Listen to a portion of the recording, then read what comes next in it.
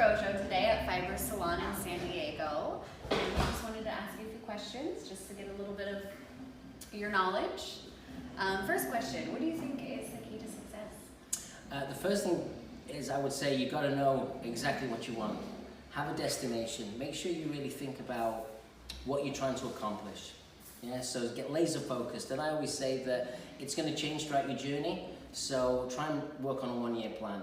So plan to build on the success that you built last year. And for hairdressers specifically, would you say that there's one key to success behind the chair? Surround yourself. The key is education, education, education, education, education.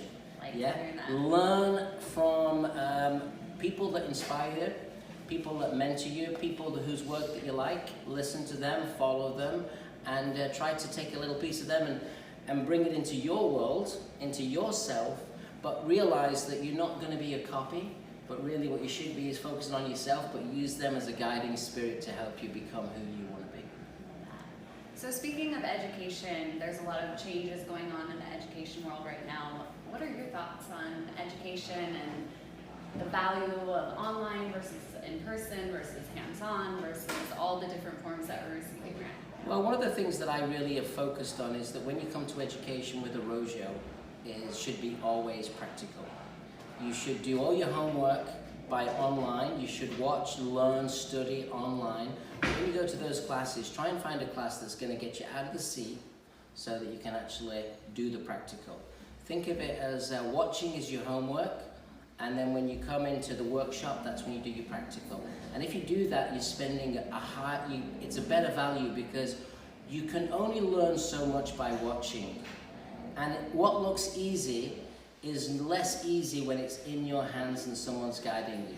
So I don't believe that online education is going to replace the actual physical experience of education, but I do believe that it's brilliant to have the tool, because when I was a young man, I always had to go to see people, whereas today I just have to press a button to see people.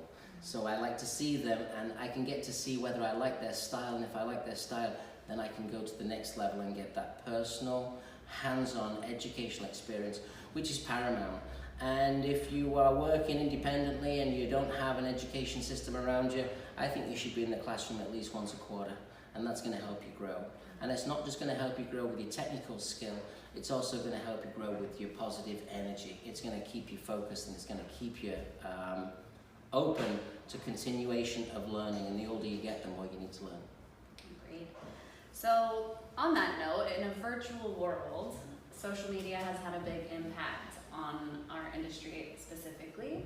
What are your thoughts about the impact it's had, either positive, negative, good, in between? I think it's super positive. I think anything that we can do to put our imagery, our credibility out there, anything we can do to promote ourselves, advertise ourselves, why not? We have to remember, it's a very busy space. There's a lot of noise. So you as an individual being able to have this amazing marketing tool in the power of your hands is something that we should use and embrace. We're a visual industry.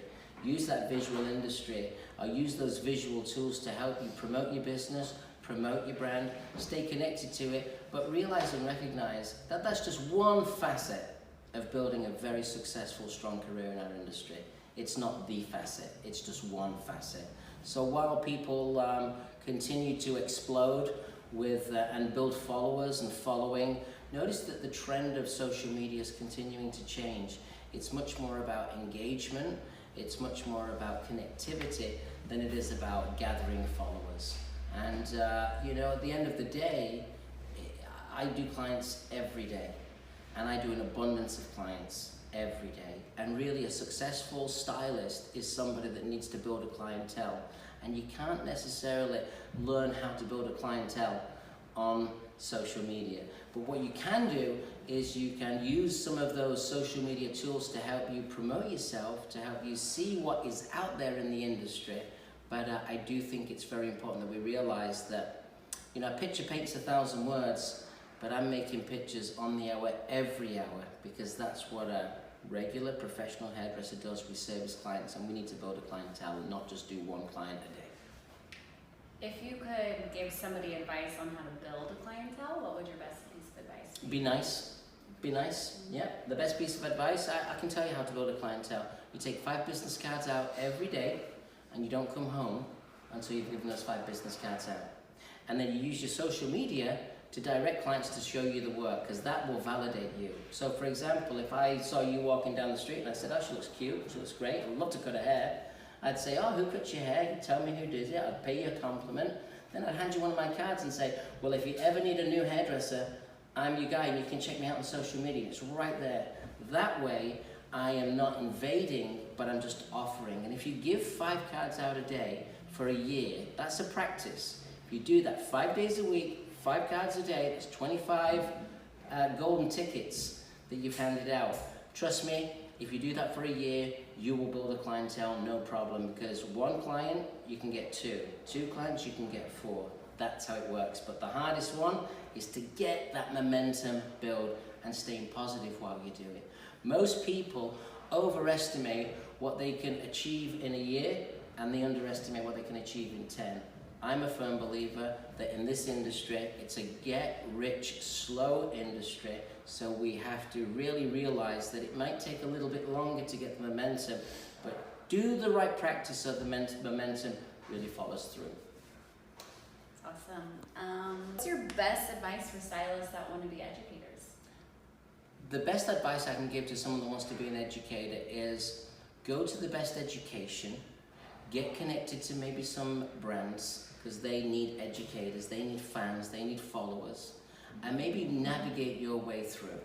When you're in class, talk to the teacher, find out their path. If you can find out their path, then you'll find your path. Anyone that's doing education, they all come from the same place, beauty school. So you start off at beauty school, you become a brilliant disciple of hairdressing. When you become a stylist, practice all the good habits, and then try to search out people that inspire you so that you can kind of follow on in their footsteps. There's so many opportunities for education. When I started hairdressing at Vidal Sassoon, once I became a stylist, I used to educate for free. Yeah, because I learned how to teach people. Every hairdresser should be an educator. So if you're in a salon, or you're in a suite, or you're in a place where there's somebody next to you, start teaching them. Start sharing your knowledge. Be open to that, and sooner or later, you're going to find, if you've got what it takes, you're going to find that people are going to gravitate towards you. People are like sponges. They want information. When you begin in this career, you're a sponge. So if you get great information, then what happens is you can slowly and navigate yourself to becoming that person that people will come to you, because really, we're just playing it forward. We're passing on the knowledge. And we never have to worry, because there's always young people coming in and they're always looking for the knowledge. So there's lots of opportunities for people to become educators. But you don't start educating on a stage, you start educating in the salon when the new person comes in, or you start educating your client, because if you educate your client, she wants that knowledge, and to her, you are the educator. And then the hairdresser next to you is going to see, look at that person, they're a vault of knowledge, and the doors will slowly open up if your intention's in the right place. So it goes all the way back to that very first question, which is, how do you become successful? You have to know what you want, and then you have to practice things that will shape you to get you to those dreams that you're looking for. Awesome. Well, thank you so much. It was so great having you here My at pleasure. Fibre today. Your hair looks cute. It does. It looks great. I know someone.